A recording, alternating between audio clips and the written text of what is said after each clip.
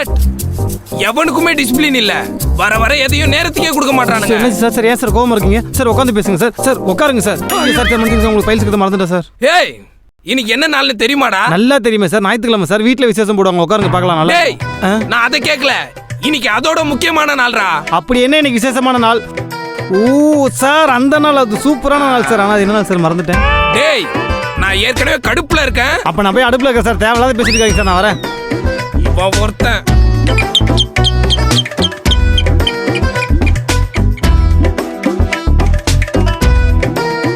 Good morning sir. நீங்களா? உள்ள போங்க.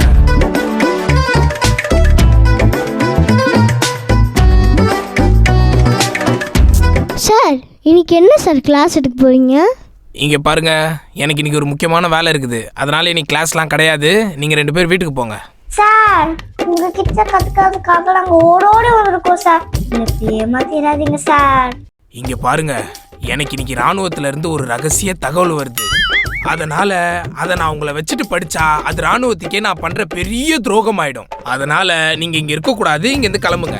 சார், வீட்டுக்கு போனா அம்மா என்ன பாத்துட்டு துணி வேலையா வாங்குவாங்க சார், என் அப்பாவும் வீட்டை கழுவி கடைக்கு போன டார்ச்சர் பண்ணுவார் சார். இங்க பாருங்க பசங்களா, அது உங்க 2 பேரை வச்சுக்கிட்டு படிக்க முடியாது சார். நாங்க இல்லைன்னா உங்களால படிக்கவே முடியாது சார். என்னடா சொல்ற? என்னமா சொல்ற அவன்? என்ன அந்த ராணுவ ரகசியமே. ஏய், ஏய், ஏய், ஏய். விடுங்க சார், விடுங்க சார். சார், அப்பா. அப்படி என்னதான் இருக்குமோ? ஐயே, என்ன பண்றீங்க? நான் உங்க 2 பேருக்கும் முன்னாடியே சொன்னேன்ல, இது உங்க 2 பேரும் முன்னாடி படிக்க கூடாது. அதான் சார் முன்னாடியே படிச்சோம். நிறைய ஸ்பெல்லிங் மிஸ்டேக். வாட்? இதுதான் டிசிப்ளினா? இதுதான் நான் உங்க 2 பேருக்கும் சொல்லி கொடுத்தனா? அடுத்து உங்க லெட்டர் படிக்கிறது இன்டிசென்ட்னு தெரியாது உங்களுக்கு? அதனால தான் சார் நாங்க முழுசாவே படிக்கல. அப்ப பாதி படிச்சிட்டீங்க. மீதியே கொஞ்சம் படிச்சு காமிச்சிருங்களா ப்ளீஸ் சார். சரி, படிக்கிறேன். ஆனா இத வெளியே யாருக்கிட்டயும் சொல்ல மாட்டீங்கன்னு எனக்கு சத்தியம் பண்ணி கொடுங்க. சத்தியம். சத்தியம். படிக்கலாமா? அன்பே பாபு, உன் நலம் நலம் அறிய ஆவல். நீ எங்க சுகமே, நான் அங்க சுகமா, நலம் நலம் அறியாமல். ஏய், இது எப்படி உங்க 2 பேருக்கும் தெரியும்? சார், என் அப்பா வந்து என் அம்மா பார்த்து பாடுவார் சார். சார், எங்க அப்பா உங்க அம்மாவை பார்த்து பாடுவாரா? இல்ல சார், எங்க அப்பா பக்கத்து வீட்டு ஆண்டியை பார்த்து பாடுவாரு.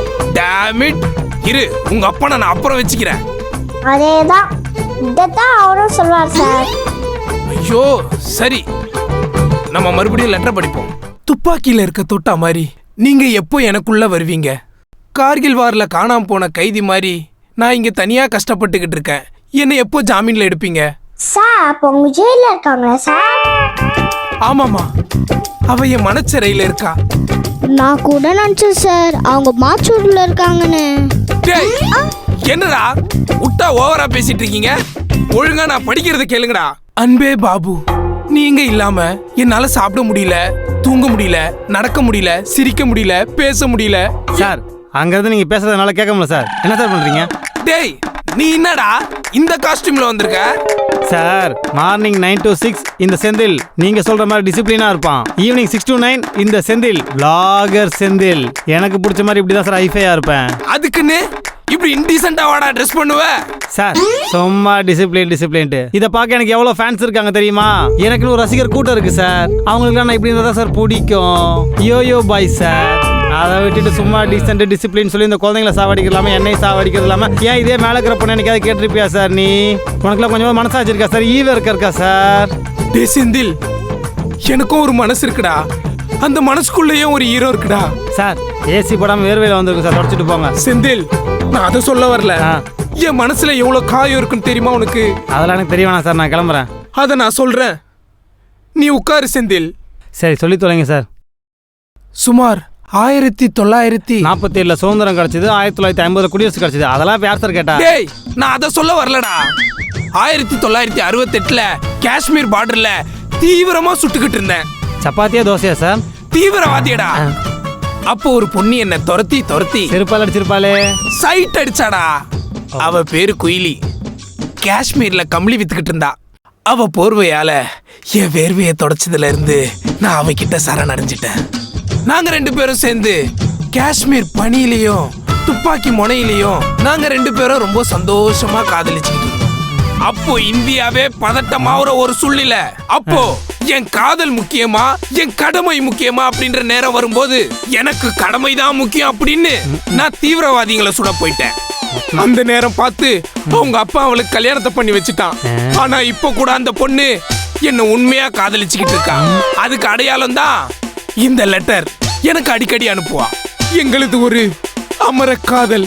சார், அமரன் காதலாம் நாங்கள் ஏற்கனவே பார்த்துருக்கோம். அசிங்கமாக கேட்டுருவோம். நீங்கள் பண்ணுறது கள்ள காதல். இங்க பாரு செந்தில், என் காதலை கொச்சப்படுத்தாத. சார், இதெல்லாம் காதல்னு சொல்லி காதல் நீங்கள் கொச்சப்படுத்தாதீங்க. டேய் போடா போடா இங்க இருந்து. இதெல்லாம் காதல்னு சொல்லி சாவடிக்கிறான் வேற. பசங்களா நீங்களா சொல்லுவாங்க. என்னடா தூங்குறீங்க?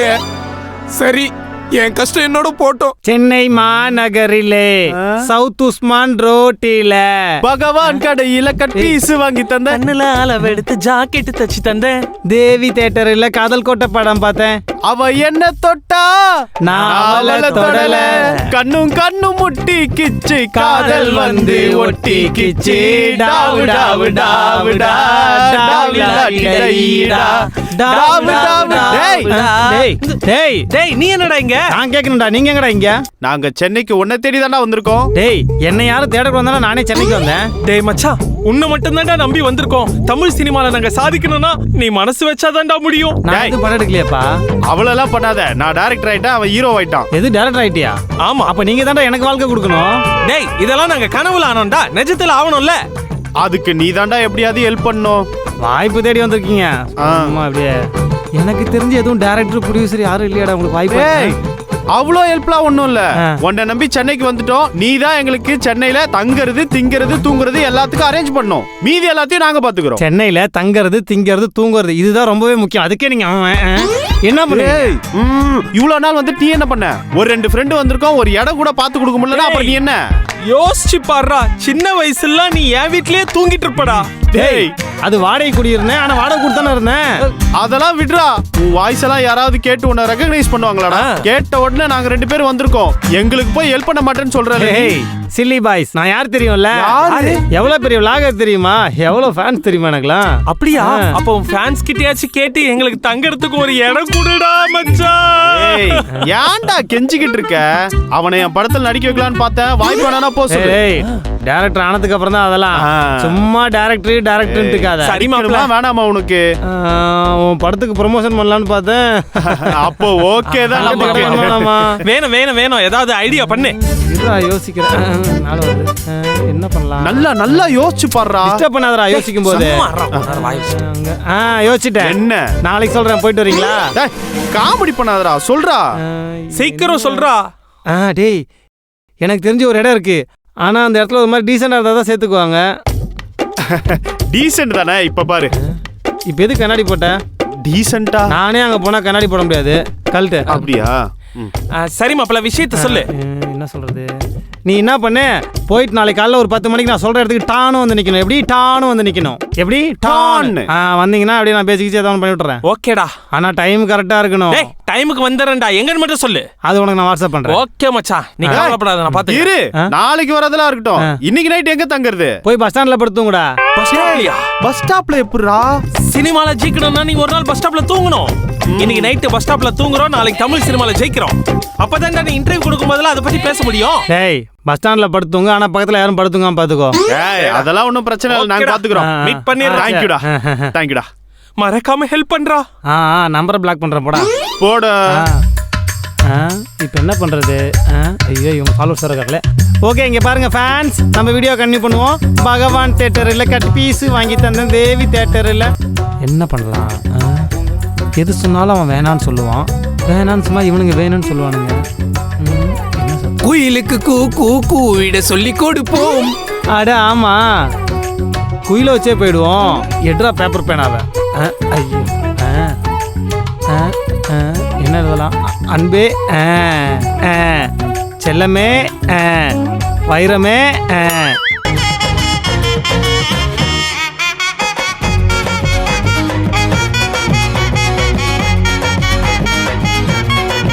ஓகே இப்போ அவங்களுக்கு ஃபோன் பண்ணி சொல்லிடு. ஐயோ ஃபோனு வேற உள்ள இருக்கே. இல்லைவா?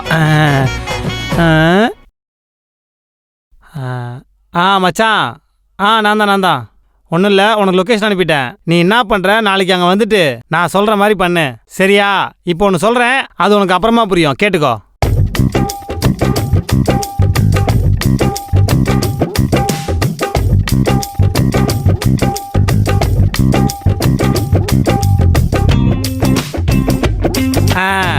பாய்.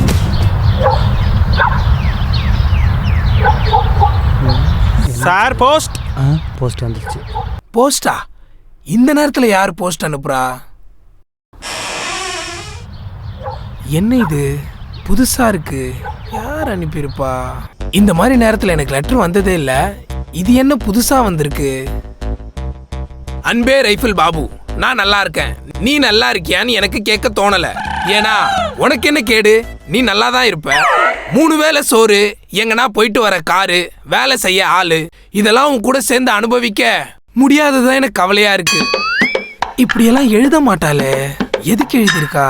சரி, உனக்கு காஷ்மீர்னா என்ன ஞாபகம் வருது? ஒன்னா சேர்ந்து பைக்ல சுத்துனது, அவ்வளோ குளிர்லயும் ஒரே ஜூஸை ஸ்டாப் போட்டு குடிச்சது, எங்க அப்பா கிட்ட மாட்டிக்கிட்டு நம்ம 2 பேரும் செருப்படி வாங்கினது, எவ்வளோ பியூட்டிஃபுல்லான மொமெண்ட்ஸ். இது வரைக்கும் நான் உன்கிட்ட ஹெல்ப்னு கேட்டதில்ல, ஆனா இப்ப கேக்குறேன். எனக்கு தெரிஞ்ச 2 பசங்க மிலிட்டரியில சேரணும்னு ஆசைப்படுறாங்க. எனக்கு மிலிட்டரின உடனே ஞாபகம் வருது நீ மட்டும் தானே. இப்போ அவங்களுக்கு டிசிப்ளினை கத்து கொடுத்து நீ மிலிட்டரியில சேர்த்து விடணும். அவங்கள அங்க அனுப்பி வைக்கிறேன், அவங்கள நீ தான் பாத்துக்கணும். இப்படிக்கு அப்பு. பானு, என்னப்பா இப்போதான் படிச்சு முடிக்கிறேன், அதுக்குள்ள வந்துட்டீங்க? Sir, discipline is your duty, discipline is your beauty. இந்த வீட்ல எல்லாத்துக்கும் நேரத்துல எல்லாமே சரியான நேரத்துல நடக்கணும்ன்றதுக்காக தான் சார் நேரத்துல வந்து உட்காந்துருக்கோம். அதுக்குன்னு இவ்வளவு சீக்கிரமாவா? என்ன சார் இன்டிசிப்ளினா சாப்பிடாம பேசிட்டு இருக்கோம், வாங்க போய் சாப்பிட்டுக்கிட்டே பேசலாம். வாங்க சார், கூச்சப்படாம வாங்க சார். தம்பி வாங்க. இருப்பா செந்தில்.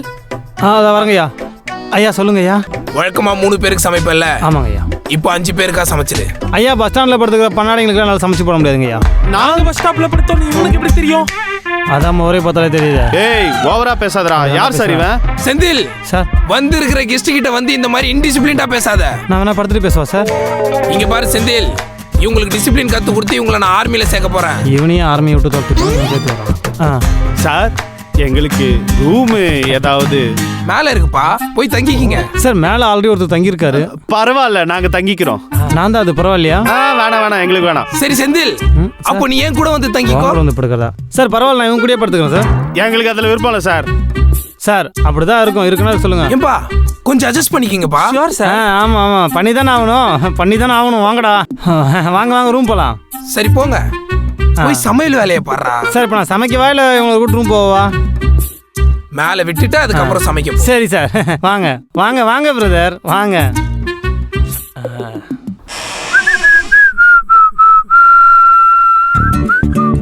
ஏய் ஏய்